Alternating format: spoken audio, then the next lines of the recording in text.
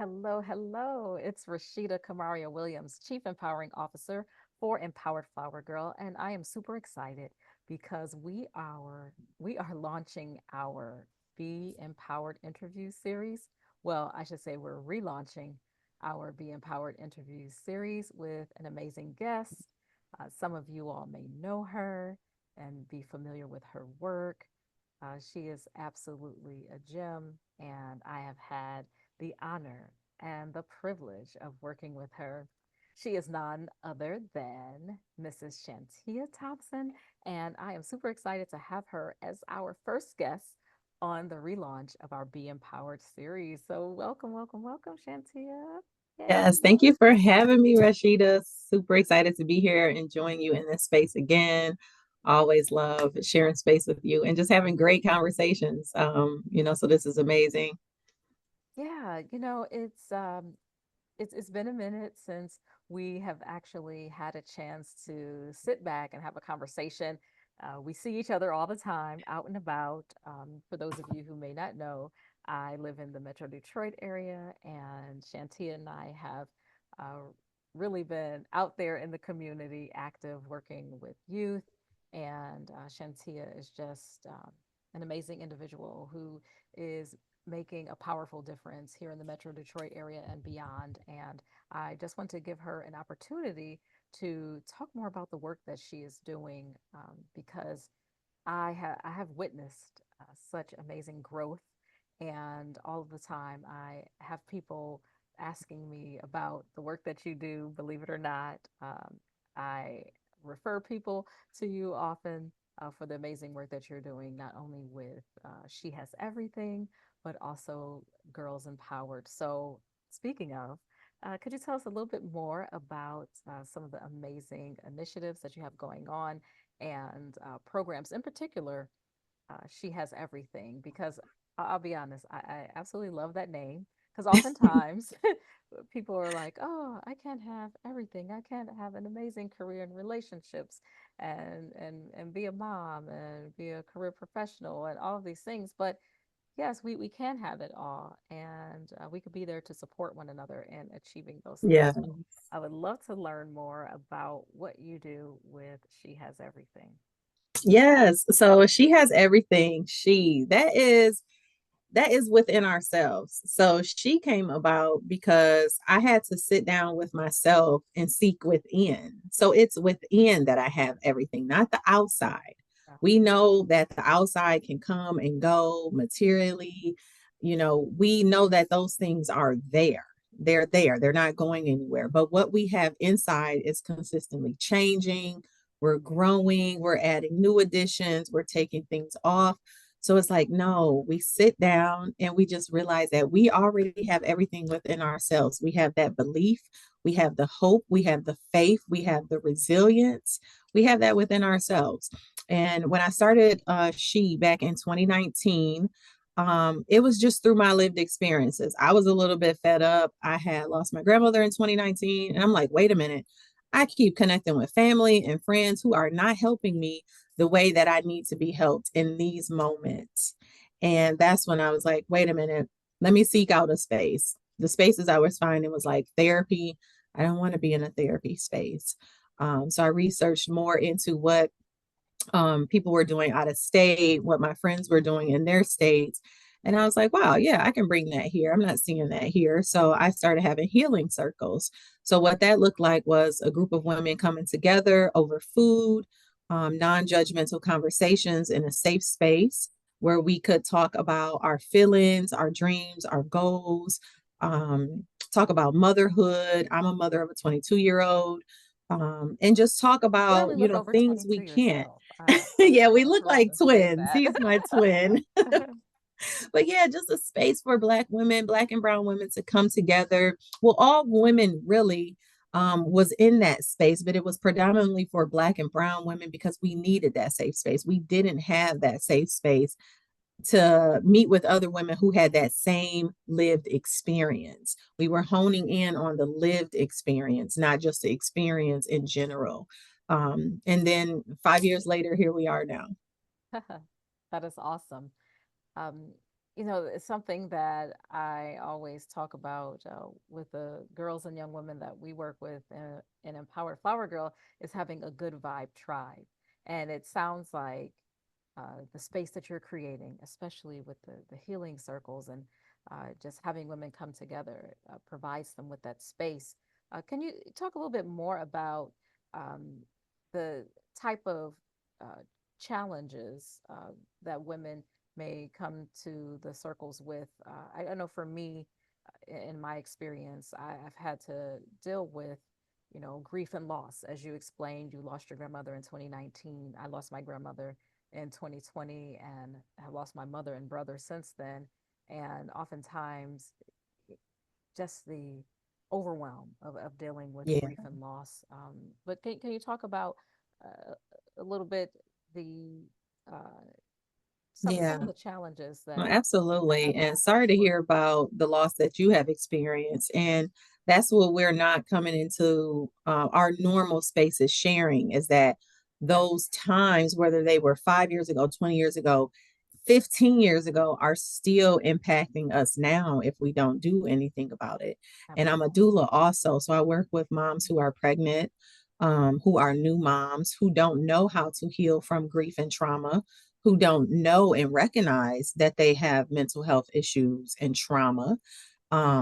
So having the conversations in this space is centered around either we do a group exercise where we're journaling, meditating, yoga, sound therapy, or we have like a journaling session where we're doing a discussion. Of course, there's always going to be food, but the discussions are centered around the main topic that we're so on our intake form, we're gathering information on what women really want to talk about.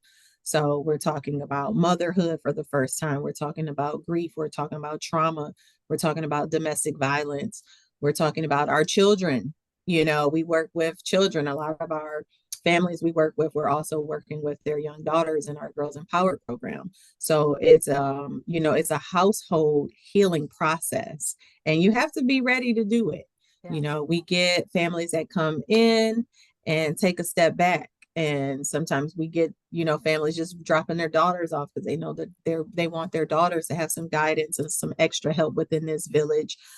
So the kids are coming in talking about their traumas, their grief, their anger, their anxieties, and then we're helping them identify things they don't know why these things are happening. What is it is happening to me with all these emotions going into my adolescence? What is this?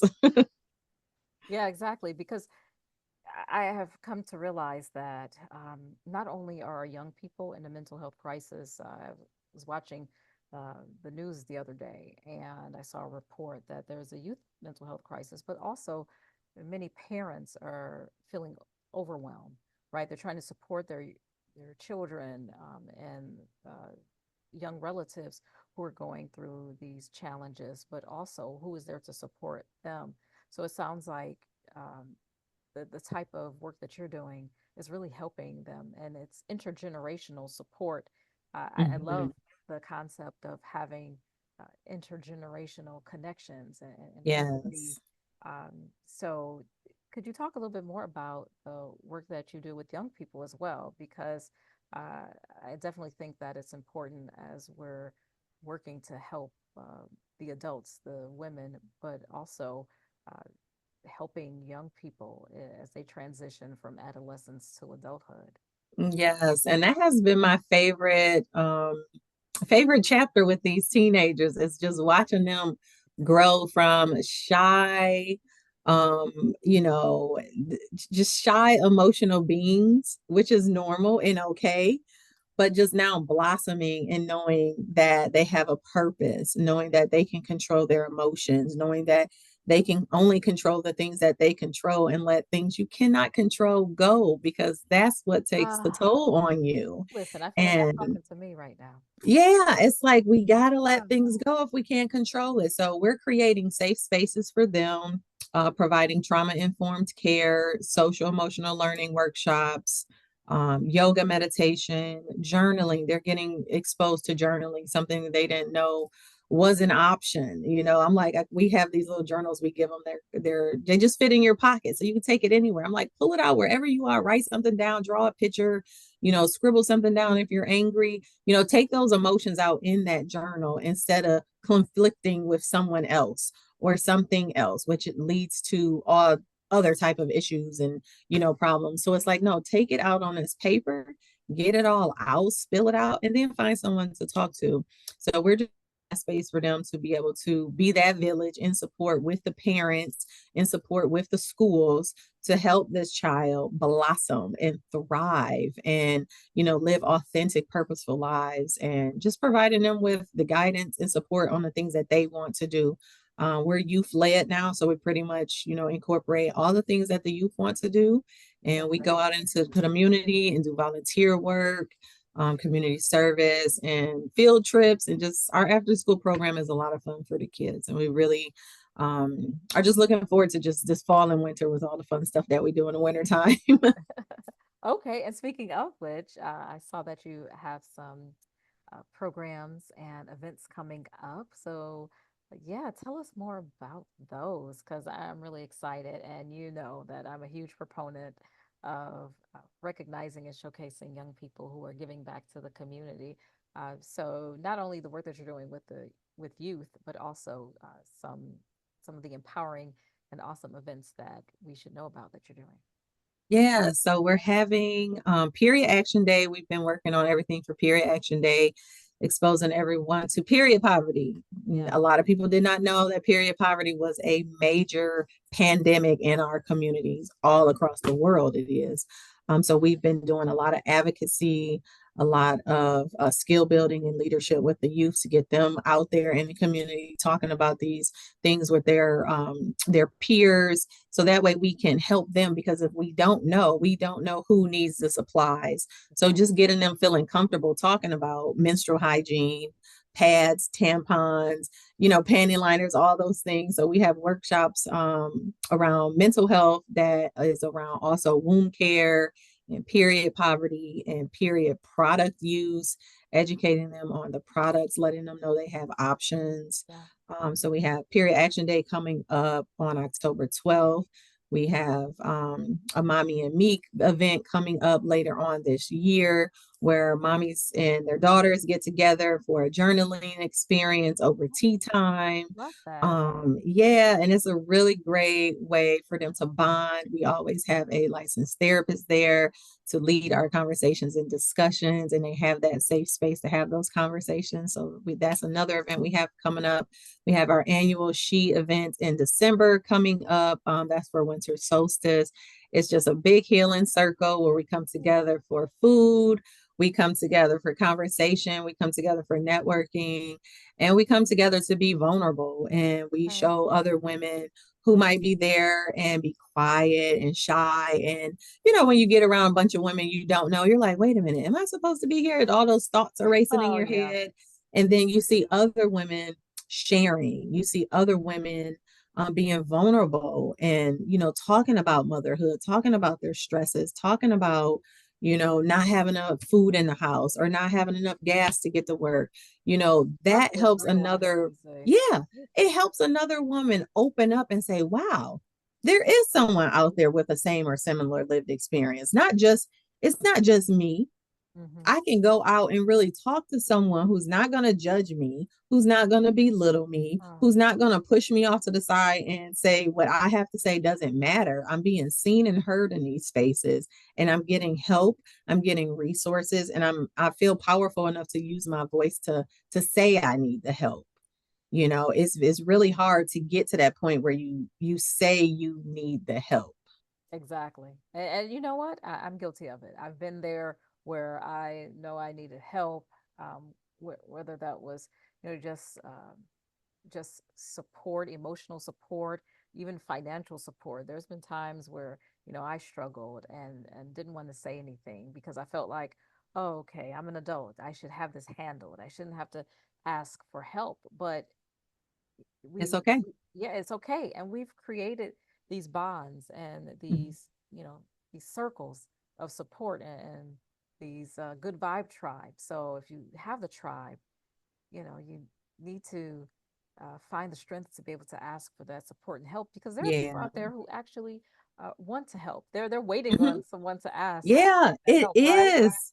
You would be surprised. Like people think I'm like weird when I'm like, oh yeah, I can help. Or I'm coming in like ready to help and willing to help and serve. And they're just like, something must be wrong with her. And I'm like, no, I'm just one of those people who's working for God, who's here for a That's right. purpose, who knows what I'm supposed to be doing, who knows what it takes, who knows what a village is, who knows what tribe is, and who just knows what it feels like, who knows, Mm. who has been there. I've been there. I was a teen mom. I was a single mom. I was a mom that was on government assistance. I was a mom that was catching the bus in the rain. I was that mom. And I'm not afraid to share my story anymore. I'm not afraid to be vulnerable. I'm not afraid to ask for help. And just let other moms know, like, it's okay. It's okay asking for help. It's okay going to that food bank, that clothing closet. I used to love all of that stuff because I needed it. It's like it's okay. It's okay. The community needs to be more aware of resources and more aware that it's okay to go and get these resources. Exactly. And the thing is, just because you're experiencing certain circumstances at the moment doesn't that doesn't define your entire life, right? We've Absolutely. all had ups and downs, and we're resilient though. Yeah, We fall down, but we get up, right? we sure do. We sure So do. so yeah, I thank you for sharing that, and I think it's important that we all tell our stories and are vulnerable and share those challenges that we've had, especially with our young people, because oftentimes young people will look at us and like, oh, they can't relate, they're perfect, they have everything together. They may see us doing interviews, or they may see us getting these awards or grants, and they may think, well, yeah, she probably hasn't had to struggle, or she hasn't had any challenges in her life. But Mhm. there comes a time when we should definitely let them in. And I feel like Yeah, that is a big part of mentoring and empowering young people. And yeah, I know that you have done quite a bit of work in that space, and helping our youth, girls, not just girls, but youth regardless of gender, just helping them get to the next level. So could you talk a little bit about the importance of adults just being there and sharing their experiences with the young people in their lives? yeah. We definitely have to have patience. You have to be willing to not only do the work yourself because we're going to help someone who needs that help, who needs to see us not strong all day, but strong enough to be able to help them. Yeah. Because if you are not helping yourself, you cannot help anyone else. And just having patience with them, because you're not going to walk in that room and they're going to spill out their guts. They're going to tell you everything that's wrong. They're going to sit there. They're going to be quiet. They're going to Yeah. be shy. They're going to fill you out for a couple weeks. They're going to be checking the vibe. Kids know who they want to talk to. Also, kids know who they want to connect with. So, you have to give them grace. You have to be patient. You have to wait for them to be ready to share their story, or just listening to any story that they want to share with you. I have young ladies who want to talk about like school and a boy or this or that. And I'm just like, okay, these are things I wasn't ready for with my own son. And now I have to have these conversations again. And it's so funny because it's like the moms whose kids are in my program, we're all like family. So it's like we not afraid to have these conversations. That's They want to awesome. have the conversation, they give me permission to have the conversation with them. So, we talk about a lot of things. I'm able to share with them about my experience as a teen mom, about my experience in poverty and homelessness. Like they look and they just are like, wait, what? And I'm like, yeah, how did you think I got here to be able to help and mentor you, to help and guide you and be able to support you? Because I've been through it. I've worked, I've took the steps, I've been through the therapy, I've been through it, and now I'm here to help you. And I get to show up authentically. I get to show up happy to be here, because there's a lot of people working with kids who don't want to be there. So And the they shouldn't be kids, there. And they shouldn't be there. I'm very selective on who works with the kids, who comes into my organization, who I partner with, who I align with, because I met a lot of people who don't want to work with kids and they're working with the kids.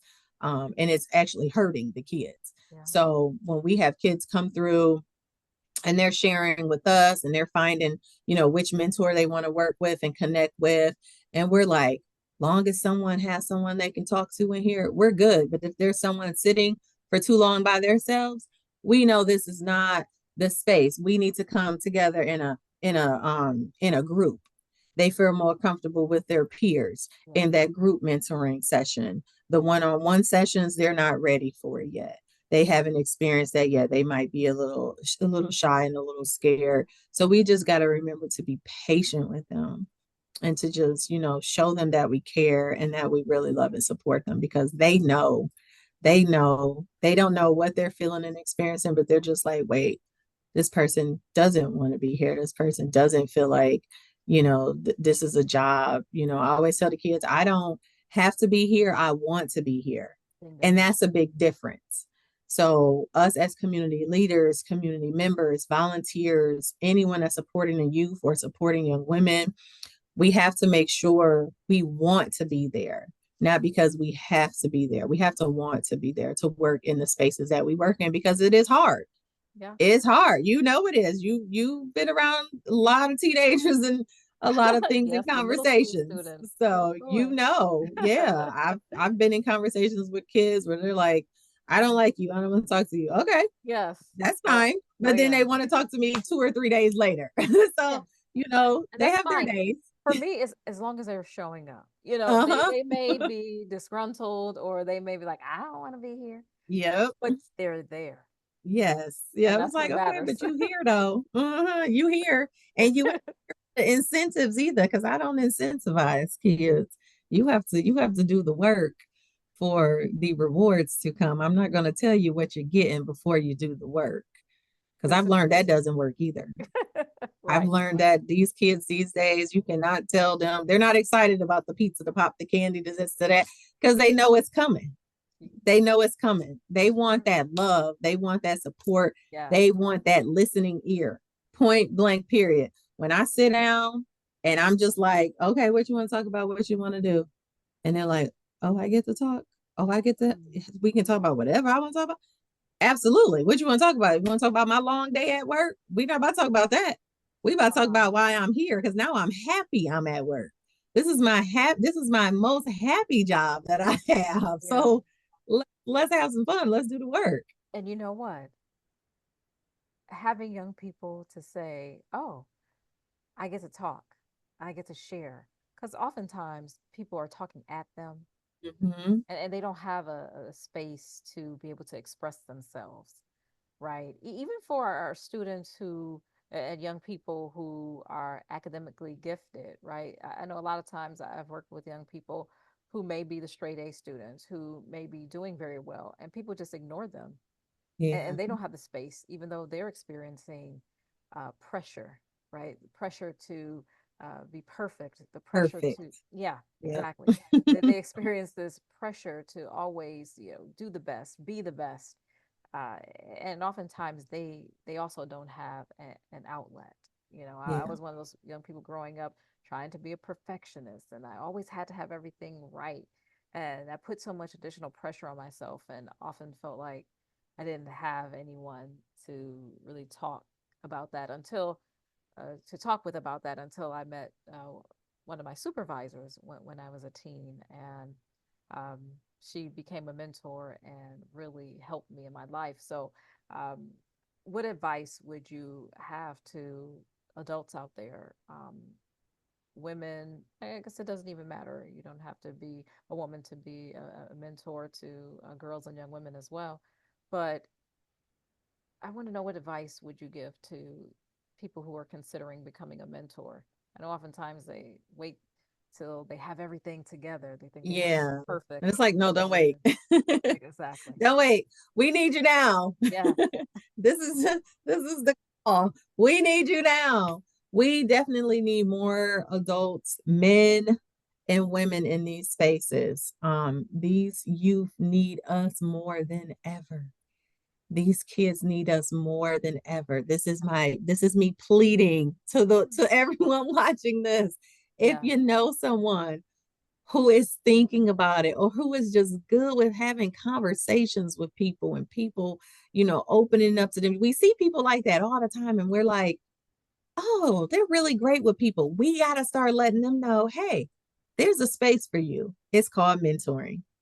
Let's yes, give you some resources so you can go check these organizations out I love and it. volunteer, or go work for these places where you are mentoring these youth who really need you. And don't be afraid. Don't think you got to know everything. Don't think you got to have it all put together. Don't think that um it's going to be easy. But it is easy, but it's not going to be easy, only because you have to remember to give the kids space to grow with you, because they're now connecting with you. But it's so rewarding. It's so rewarding and beneficial to these kids. We're connecting them with resources. We're connecting them with other organizations who, like, say they wanted to go into art. Okay, let's connect you with Mosaic. Let's connect you with Arts and Scraps. We're connecting them with places to get the things that they need, as Absolutely. well as we're guiding them and we're helping them and mentoring them and having that time with them to just help their mental health, help their self-esteem, their confidence, teaching them vocal empowerment. A lot of kids are not using their voice, Mm. and we need to hear from the kids. That's the thing. They're going to be here when we're not. They need to learn a lot about policy and law and government and politics and just mental health and everything. We got to teach them as much as we can. We need all hands on deck. Yes, absolutely. So you heard it, those of you who are watching this, right? Yes. And look, it's not just me saying it. I have folks in my circle who are backing me up with this. So Yes, we you're just is. not thinking, oh, Rashida, you're biased. Yeah, you're a mentoring advocate. That's what you speak about. That's what you're about. You know why? Because mentoring makes a difference. Yeah. And there are other people like Mrs. Chantia who can tell you from experience, yes, mentors make a difference, even in our lives, right? As adults, there are people who pour into us. Oh yeah. I have a I lot of have mentors and mentors, coaches and tutors and therapists. I got a whole team. Like, that's keeping me together, because I don't want to fall off that wagon again where I'm stressed and depressed and sitting in the dark. No, I have a whole brilliant. team, and I have a whole support system of friends who are really there to support me. I had to drop dead weight to be able to open up space for people who really wanted to be there. And I have that now in adulthood. Good. Congratulations. Because, Thank you. so often people live their entire lives and they don't have that support, or it's too late before they make that realization that, Mhm. yes, I was carrying around this dead weight and, uh, I was always giving and never Yeah, receiving any support in return. So I truly thank you for all that you've shared today. But thank before we you. go, because going to be wrapping up here soon. Oh, but I get to see you. I get to see Yes. you and hang out with you more. So I'm excited about that. But as we approach International Day of the Girl, because that is coming up, yay, International Day of the Girl this year is all about helping amplify and support girls' dreams and their their dreams for the future. So uh, if you could just tell us, what is your dream for girls and young women, and even adult women? What is your dream for them? Don't be afraid to be yourself. Don't be afraid to be yourself. We are in a day and age where it is okay to be yourself. There is no more hiding. There is no more drawing where no one can see you. No, sit outside at the park. We want to walk past and see that painting you're working on, or that drawing you're working on, or that song you're singing, or that dance you're doing. We want to see it. Live your authentic, best, purposeful life, and the time is now. Oh, I love it. I absolutely love that. That is some great advice for people, actually, of all genders, of all Mm-hmm. ages and backgrounds. So thank you so much for that. You And are before we welcome. go, I just want to give you an opportunity to tell everyone who may be watching this how they can connect with you and support your mission. Yes, we are on social media. She has everything and Girls Empower on all social media platforms. We can be reached via email at she underscore sister or she period sisterhood1 at gmail.com. And we will respond back. Send us a DM, a message, give us a call. You can find us on Google to get our information, location, and we'll be starting back at the S.H.E Library for after school programs. And so we're excited. Here we are. Okay. We are findable. That's a word. Yes, You can find us. and the information definitely will be included. Will be including that in the description of this conversation. So thank you so much for not only being a guest and being our first guest on the relaunch of our Be Empowered interview series, but thank you so much for all the work that you do and for making a difference in the lives of everyone that you come into contact with. It has been an absolute pleasure working with you and partnering with you, and I look forward to more in the future. Yes, thank you so much for having me. I am looking forward to seeing you this coming Saturday and just continuing to support the youth in the community and the women in the community. And thank you so much because you were one of my mentors when I first started in this space 5 years ago. So I remember that bumpy conversation I had to have with you and that on that car ride I was in. And I made the time and I made sure I showed up because I knew that was what I needed. So I thank you for that. And I always remember that. And that support has always kept me going within my organization too. That you always told me, do not give up. Don't give up. Don't Keep give up. going, Tia. Keep going. Even if only one kid Yep. shows up, even if only Yep. one parent shows up, keep up because you know what? Yes. And I have. I Yeah, have. I have not let you down. you have not. I mean, you are doing absolutely amazing work. You're doing God work, purpose driven work, and I'm so proud of you. Thank you. You.